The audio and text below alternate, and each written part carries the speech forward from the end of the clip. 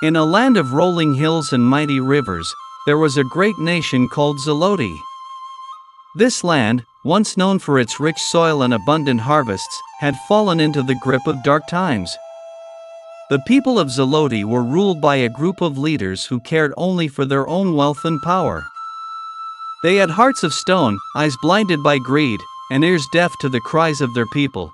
The leaders of Zaloti, once humble servants of the people, had turned into ruthless tyrants.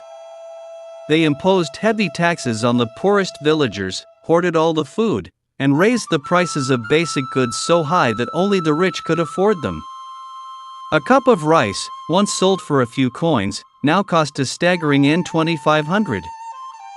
The people, starving and desperate, were pushed to the brink. In the villages, the poor scraped together what little they could find. The fields were barren, the markets empty. Families sold their last possessions just to buy a handful of food. But soon, even that wasn't enough. The wicked leaders laughed as they feasted in their palaces, oblivious to the suffering that was spreading like wildfire across the land. One day, in a remote village, an old woman named Mama Lika wept bitterly as she looked at her grandchildren, their bellies swollen with hunger. She knew they would not survive another week without food. She made a desperate decision, one that no mother should ever have to make. She took her grandchildren to the village mortuary, where the bodies of the dead lay unclaimed and forgotten. There, in the shadows of the night, they roasted and ate the flesh of the deceased.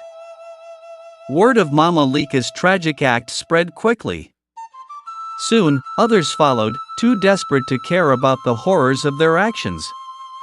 In the capital, the leaders ignored the reports of people eating the dead and even their own stool, dismissing them as lies. But the whispers grew louder, spreading to every corner of Zaloti. The people of Zaloti could bear it no longer.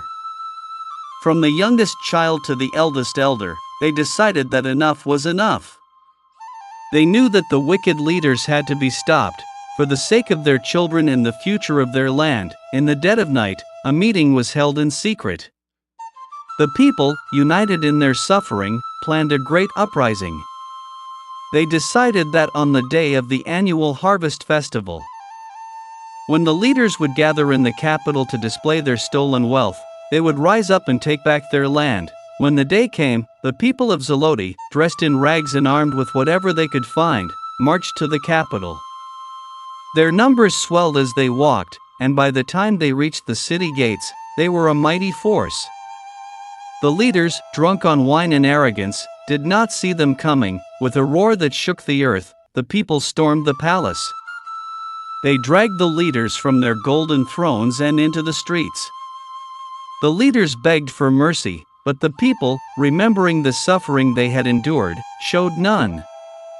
One by one, the leaders were killed, their blood soaking the streets of the capital. When the dust settled, the people of Zaloti knew that they had to build a new nation, one where the leaders would serve the people, not the other way around. They chose their own leaders, wise men and women who had lived through the hard times and knew the value of justice and fairness. Under this new leadership, Zaloti flourished. The lands were fertile again, and the markets overflowed with food. The price of rice, once a symbol of the people's suffering, dropped to just $25 per cup. Everyone, from the poorest villager to the richest merchant, could afford to eat. The people of Zaloti rejoiced. They had learned a valuable lesson, that power belongs to the people, and that they must always be vigilant against those who seek to rule with greed and cruelty. And so, the land of Zaloti became a place of prosperity and peace, where the shadows of the past were remembered but never allowed to return. The story of the wicked leaders was told to every child, a warning of what happens when the powerful forget their duty to the people. And from that day forward, the people of Zaloti lived in freedom and abundance, knowing that they had the strength to shape their own destiny.